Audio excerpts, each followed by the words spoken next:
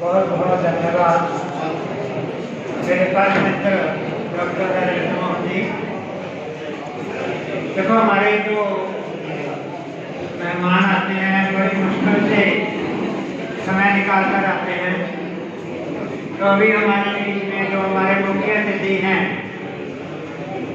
श्री इंद्रजीत सिंह जी, वो कुछ व्यस्तताओं के होते जाना चाहते हैं, तो मैं प्रधान जी से और महामंत्री जी से निवेदन करूंगा कि उनका सम्मान करें और इंद्रदेव जी साथ आ जाएं। जो टीम क्या रहेगी बढ़के आ जाए यहाँ। एस जैन कन्या हाई स्कूल मलेकुला की बच्चियाँ, एस जैन कन्या हाई स्कूल मलेकुला की जूनियर वर्ग की एक मंच पर आ जाए।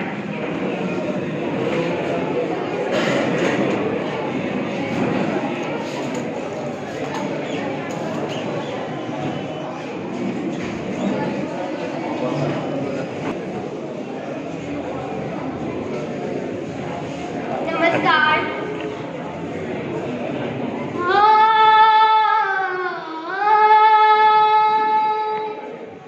है मेरे वतन के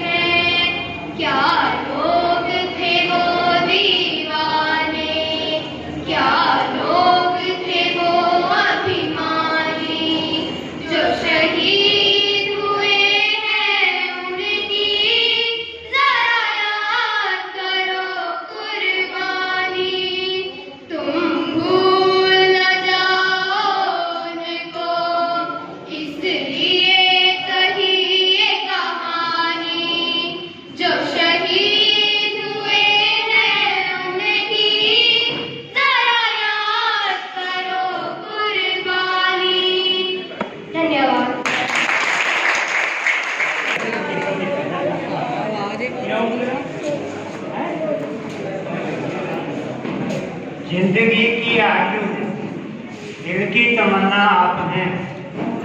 जिंदगी की आरज़ू दिल की तमन्ना आप हैं। मेरी दुनिया आपने है, मेरी दुनिया आप हैं। मैं किसी आसन पर सर झुका सकता नहीं, मैं किसी आसन पर सर झुका सकता नहीं। मुझको यह मालूम है मेरे मसीहा। तो मैं जिस मसीहा की बात कर रहा हूँ, मेरे गुरु जी साहित्य शिरोमणि और राष्ट्रपति प्राप्त श्री डी भट्टी जी आशीर्वाद के रूप में कुछ शब्द आपके सामने रखेंगे। प्रोफेसर डी भट्टी जी।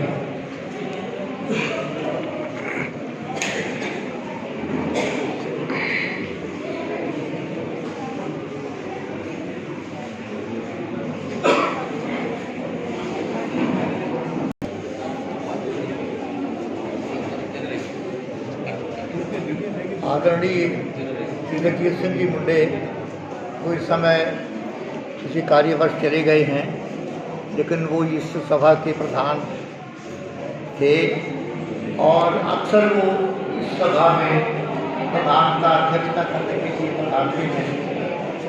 और आज के उद्बोधन के लिए मैं गुजारिश करूँगा बच्चों से कि ये मालेरकोटला के नहीं पूरे देश के द्रोणाचार्य अवार्ड से राष्ट्रपति पुरस्कार विजेता है बच्चों, आप प्लीज आइए।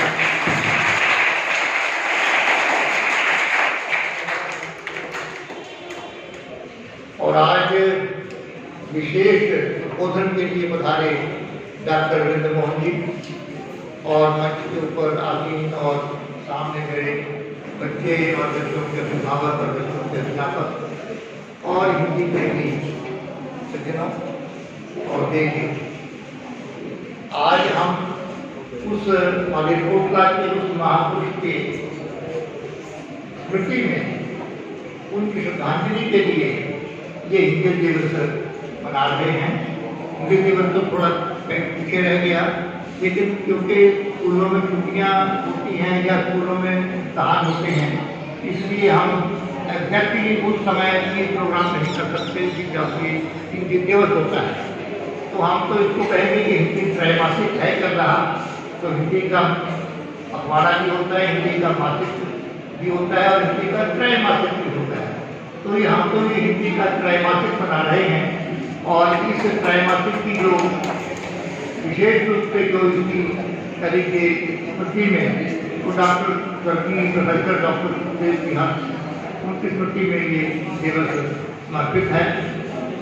उन्होंने आप ये कल्पना करें कि आज से लगभग 70-80 साल पहले इस संस्था की स्थापना की और उनमें कितना उत्साह था, कितना हिंदी के प्रति प्रेम था और कितना उन्होंने इसके लिए परिश्रम किया, ये आप संभवतः कल्पना नहीं कर सकते।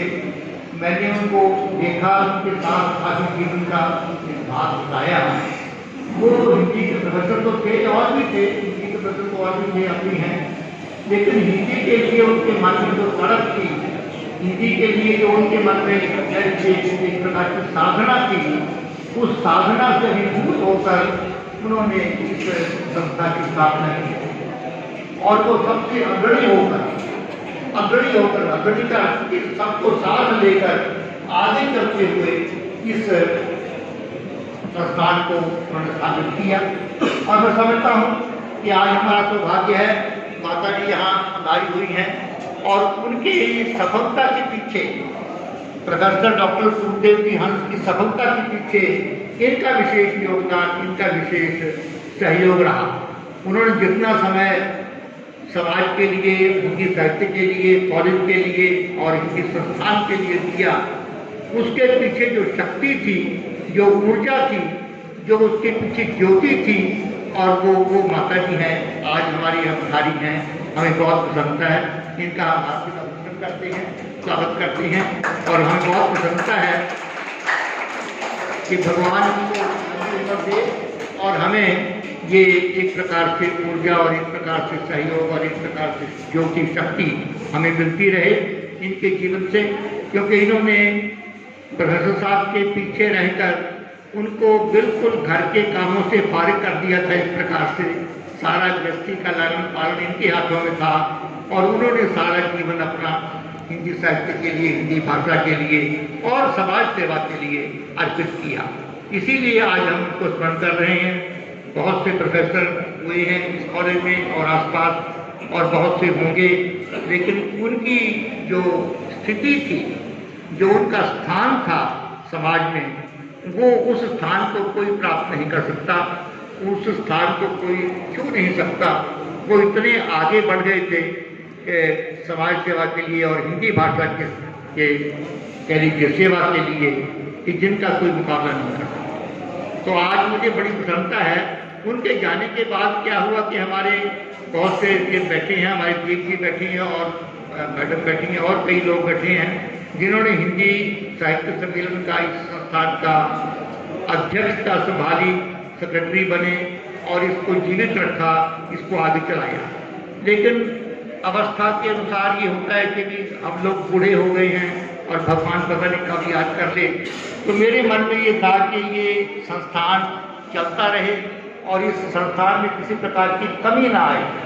जिस ज्योति के, जिस ऊर्जा के साथ इसकी स्थापना की गई थी, वो ऊर्जा और वो ज्योति हम सबको मिलती रहे, इस संभावना और इस आशा के साथ मैंने इनके परिवार को निवेदन किया, विशेष रूप से धर्मादेव जी और राम जी को और माता जी को, इनसे कहा कि आप संभालिए, क्योंकि ये पौधा आपके ही करीब के प्रोफेसर साहब ने लगवाया था, आपके पिताजी ने लगाया था, और इस पौधे को मुरझाने नहीं देना। मेरा कोई पता नहीं मैं तो कब चला जाऊँ, कोई मेरे साथी बहुत चले गए, तो मेरी प्रार्थना को इन्होंने स्वीकार किया और इन्होंने अपने हाथ में इसका संचालन ले लिया है। और मुझे बहुत बड़ी भारी संतुष्टि और प्रसन्नता है कि जिस तरह की हम चाहते थे कि उस तरह की सेवा हो, उस तरह का कार्यक्रम हो, उस तरह की लगन हो इनमें, उससे भी बढ़कर इन्होंने इसकी सेवा करनी शुरू कर दी है। मैं इनके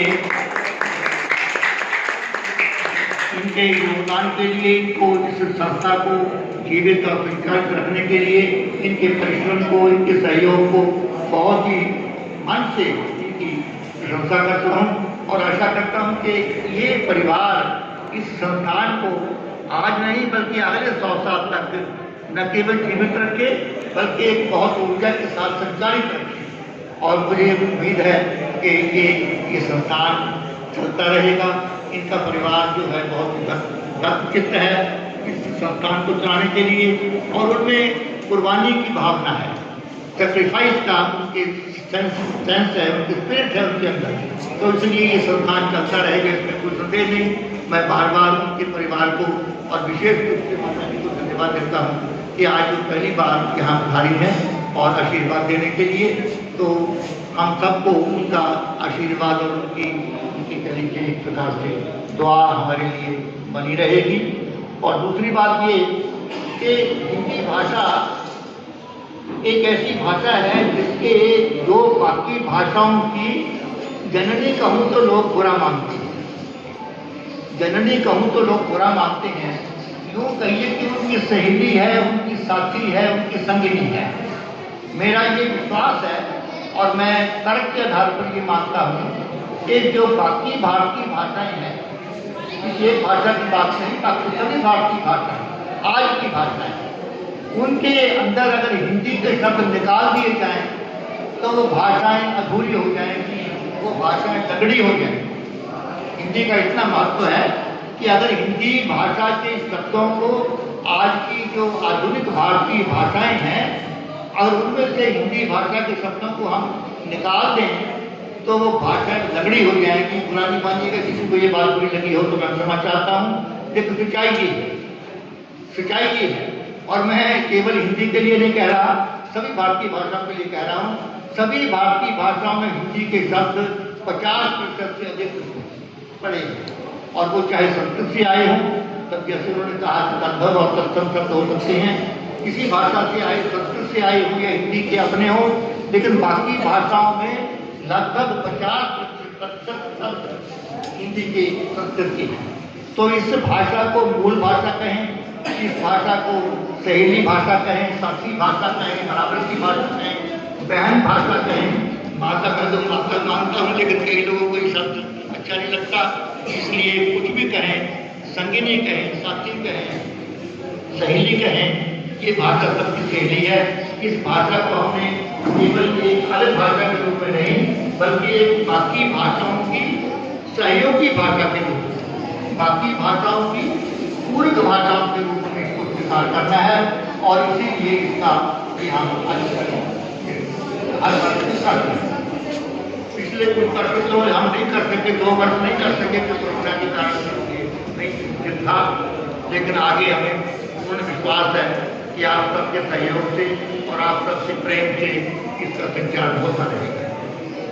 तो इन्हीं शब्दों के साथ क्योंकि समय बहुत हो रहा है और बहुत अच्छे कार्यक्रम बच्चों का भी आया है, उन्होंने बाकी कैसे हैं, तो मैं आप सबका हृदय से आभारी हूँ। और विशेष रूप से जो आजकल हमारे पदाधिकारी और करते हैं और कार्यकारिणी के सदस्य हैं हिंदी साहित्य सम्मेलन के, उन सबके प्रति आभार व्यक्त करता हूँ कि उन्होंने बहुत ही मनोयोग के साथ, बहुत ही तकलीफता और परिश्रम के साथ ये आयोजन किया। और मैं विशेष रूप से आभारी हूँ सुखदेव जी के परिवार का, जिन्होंने बहुत तन मन धन से इस संस्थान को संभाला है और इस संस्थान की सेवा कर रही है। आप सबका भी सहयोग बना रहेगा। अभिभावक हैं, बच्चे हैं और प्रेस वाले हैं और अध्यापकगण हैं, तो आप सबका सहयोग बना रहेगा।